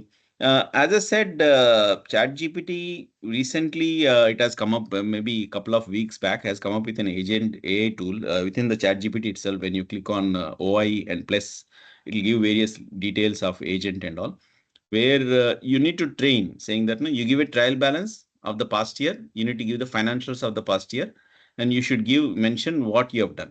Accordingly, it will pick up, and then when you give a trial balance, it will try to provide the same pattern what it has understood. It will try to follow the pattern and provide you a financial statement. But as of now, what we have seen is it is coming up around 60-65% right in terms of arranging the balance sheets in the right format. But still in the initial stages, we I think as the months pass, we by this year end probably we might have GPT itself generating the financials as per schedule 3 in a format what I look for. Okay, it's just hardly a matter of time. But now as of now 60-65% it is coming up right good. Income tax audit.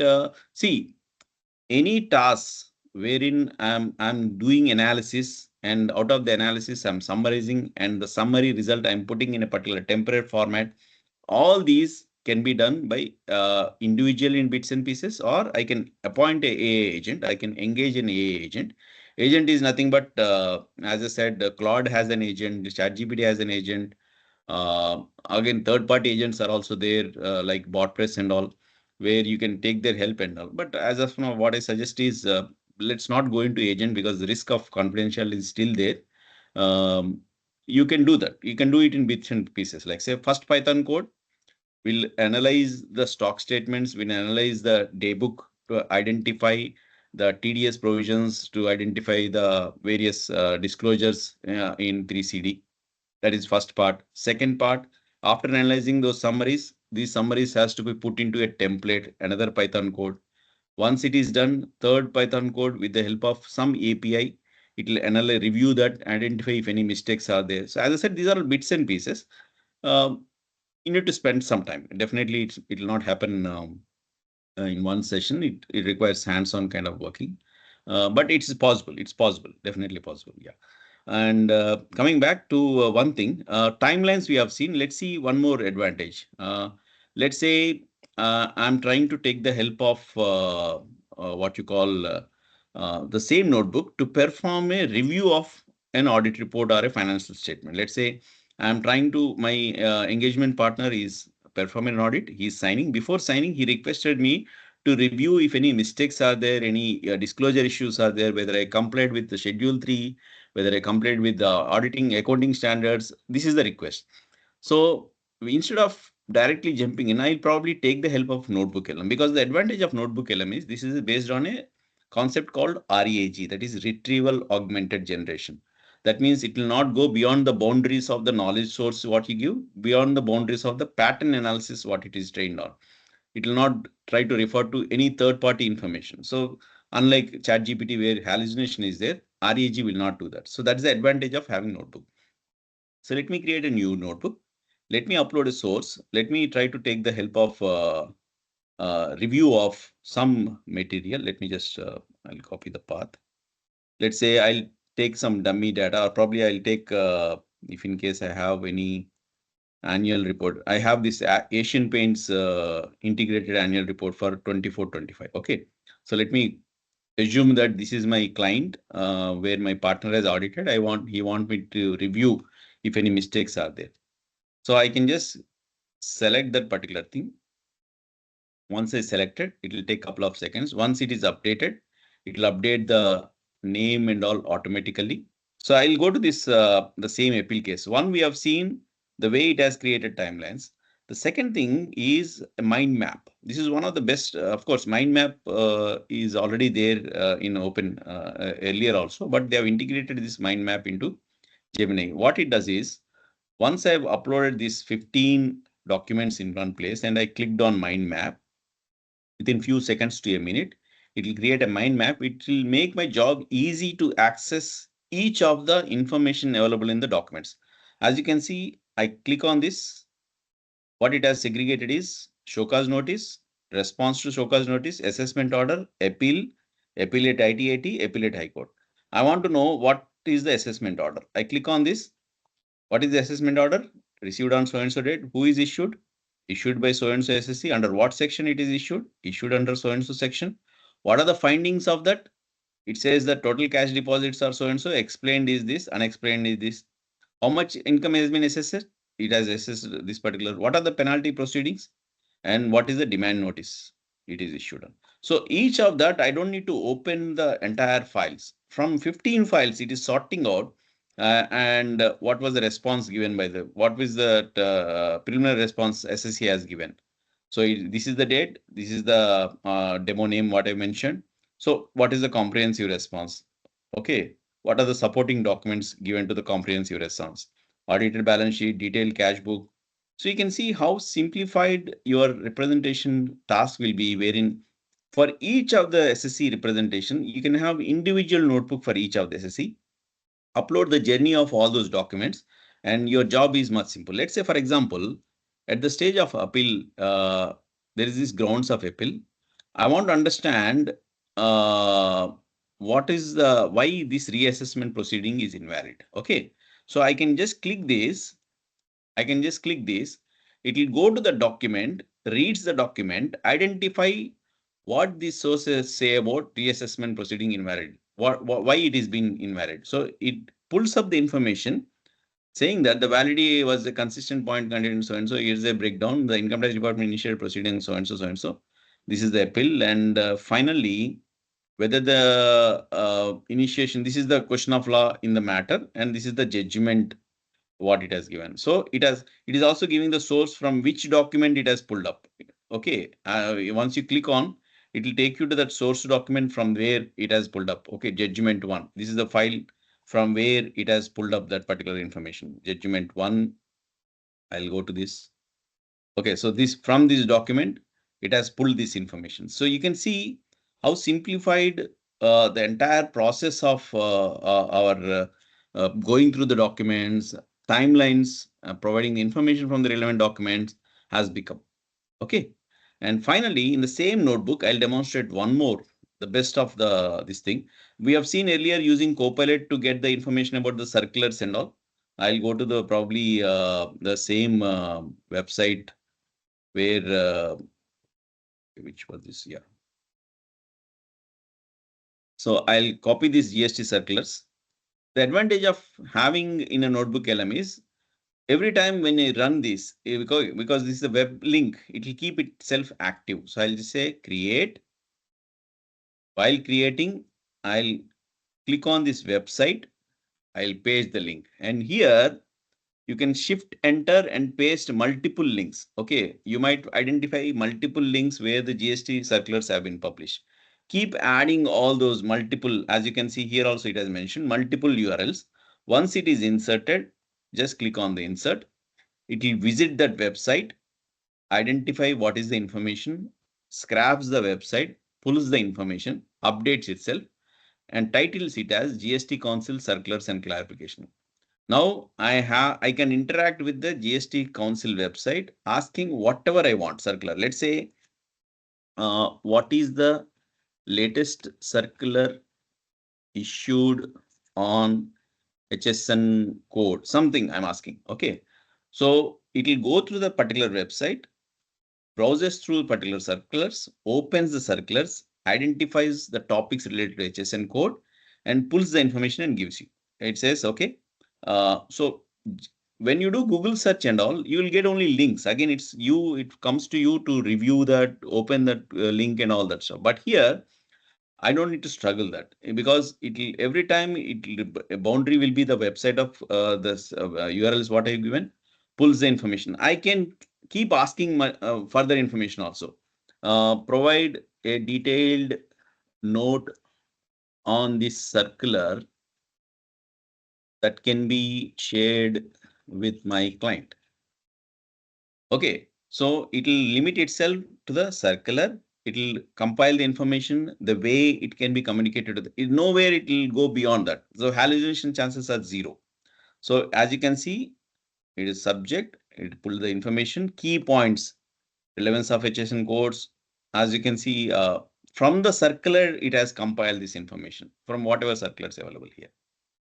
So as I say, if you can do little R&D on the notebook itself, okay, the lot many benefits you have. One use case, another thing what I've experimented and I found it really interesting is to demonstrate final case for today.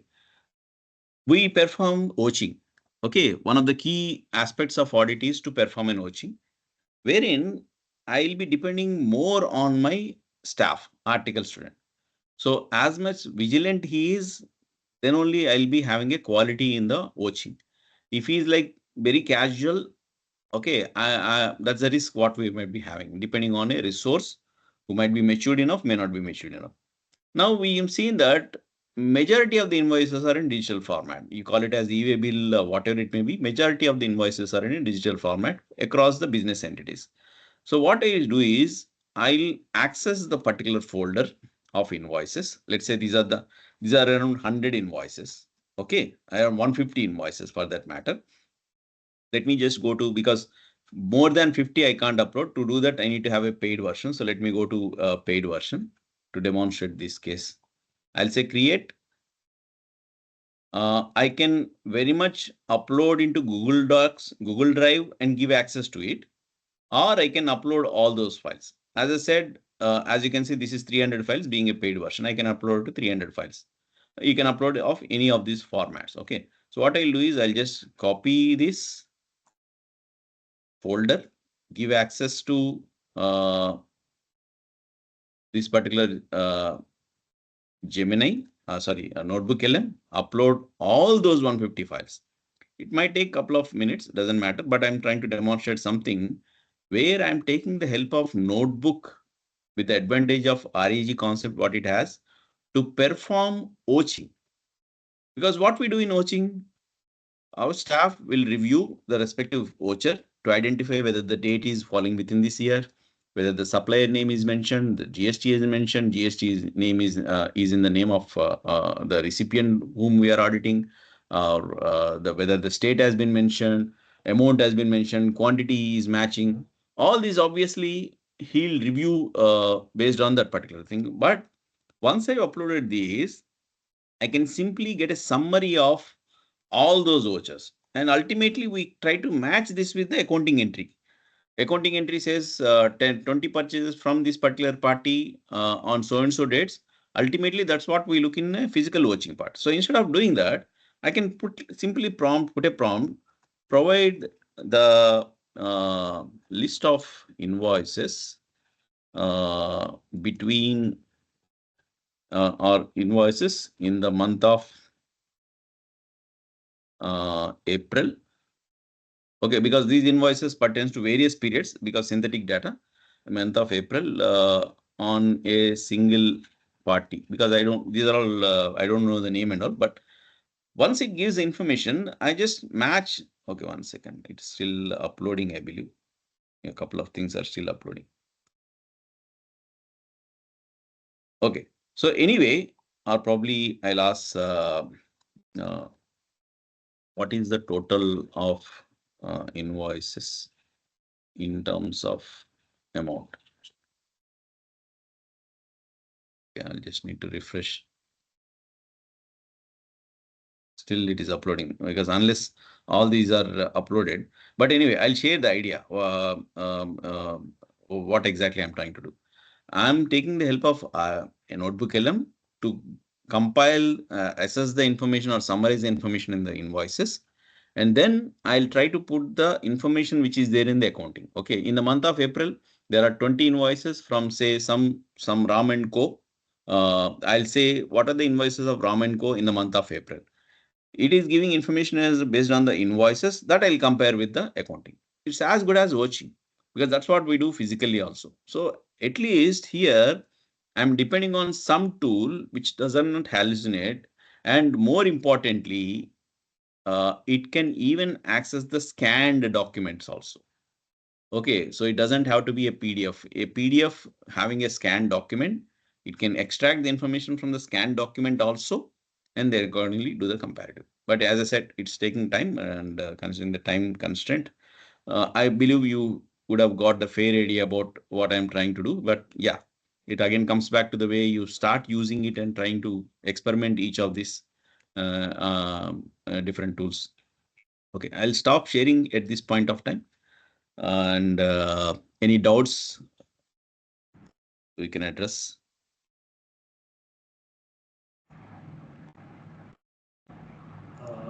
I think somebody, Arun, asked a question, sir. How to create Excel template and mapping command of Excel template to import purchase data in Tally, and how to perform step by step. See, basically, when you're trying to import from Tally, I'll just show you. When you're trying to import from Tally, basically what we are looking for is connecting Tally with the, connecting Tally with Excel, is it not? That's what we are looking for. So usually, let's say, let me open up Tally. So usually follow a demo file downloaded from Tally. Venkateshwara Traders is a demo file provided by Tally. Let's say I want to extract the information from this. So what I'll do is I'll first connect with the Excel using ODBC connectivity, where I connect. Before doing so, you need to keep your port open. And of course, these are all regular steps which you would have already seen in various sessions of Tally, where we connect the server. It will ask you to restart. These are all the regular steps, which I think many times our faculty have demonstrated. In ITT also, they train it, advanced ITT and all. But what plays important role? How to get the information? That's what your query is. So let's try to do that. I'll just connect again back to that Venkateshwara Traders. Go to the Tally, select the Tally ODBC, select the client which is open. In my case, it is Venkateshwara Traders.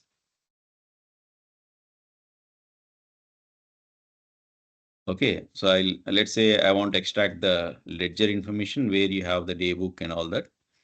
So I'll say ledger transform. Now, once you transform, because ledger will have roughly 350 or 360, as you can see, 370 columns. In the corner, you can see, notice in the bottom corner, 370 columns. But when I'm trying to extract, I don't want that. So let's say my requirement is to extract certain debtors wherever the group is debtors or the parent company is debtors. Let's see what is the title we have. This is the name is nothing but ledger. So I can just choose the column. Let's say parent company.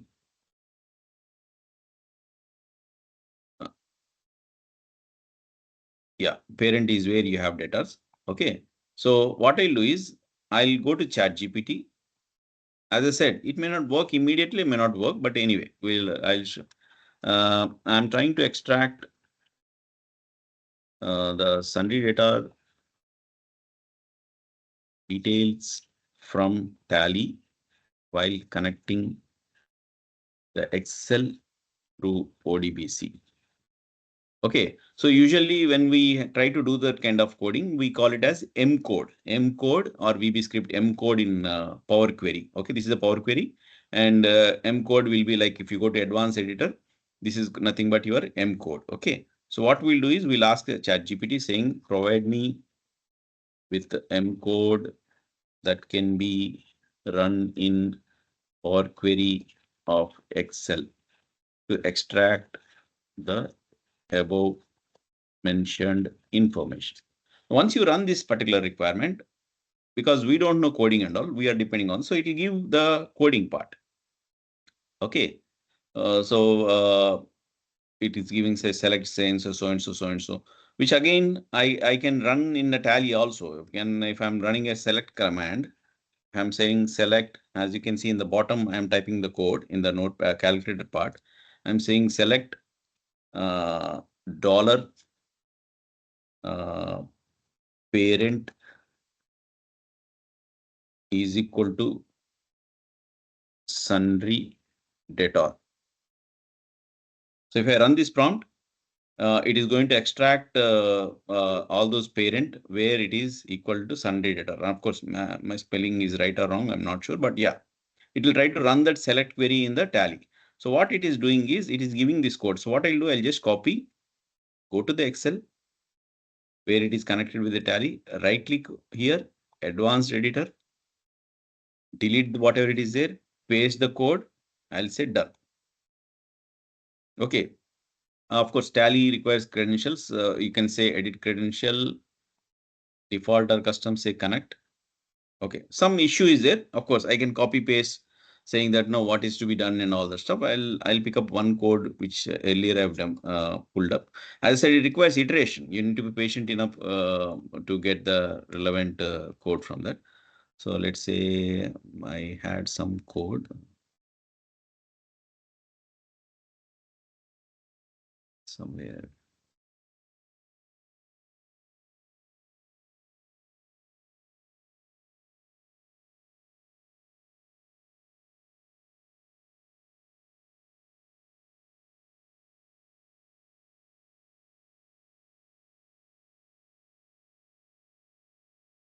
Yeah. Oh, this is not. So what I meant to say is immediately if it is not giving, you just share the screenshot of saying that this is the issue. It will try to resolve. As you keep on interacting for 3 or 4 prompts, it will come up with a proper code where you can run the particular code in the Excel file, which will extract the information what you're looking for. So all these things can be taken with the help of, as I said, GPT only. It's only that the way you spend time patiently enough. That's the only requirement. Yeah. I think it's already passed. I'll just stop my presentation here. Yeah, it requires a little bit of practice and, as I said, patient. Hallucination is where instead of looking for the information what we have asked for, it will end up in a wrong place and pulls the wrong information. You might have seen that in a couple of times. You might have also experienced it where it is giving completely different information. So hallucination is where it happens because the prompt when we give, the token has landed in a wrong proximity, and because of that, it is pulling the wrong information. Okay, so that is what hallucination is. Wherein RAG doesn't have, Notebook LM doesn't have that. ICA GPT project. No, we can't integrate ICA GPT in project because that's a community GPT. If only ICA releases API key of their GPTs, then only we can integrate. But directly we cannot integrate. Any tool for audit documentation? As I said, see, there is no. In fact, we should pray that no such tool should come in the market which does all this activity. If it is there, then obviously it's a risk for us, our practice. Okay, these are all in bits and pieces, but advantage of us being in this domain is once we identify each of the tool for each of the activity, I can combine, I mean, I can start using as a proper SOP, which may not be happening in other places. So audit documentation, there is no specific tool, but you can use NotebookLM also. You can use NotebookLM where you upload the relevant information gathered from the client and you upload the auditing standards. You ask it to provide the audit procedure notes based on the activities what you have done in line with the ACS. It will do that for you. Yeah, that's what I've addressed. There is no specific tool. Audit doc. So you have various like any audit, various tools are available in the market. Definitely, but again, it's your call whether to invest. If in case you are trying to make it best out of these AI tools, which are free still now, I think if you spend little time, you yourself can work out as an SOP saying Notebook LM, this is step 1, step 2, step 3. It itself will do the audit documentation for you. Thank you. All the best.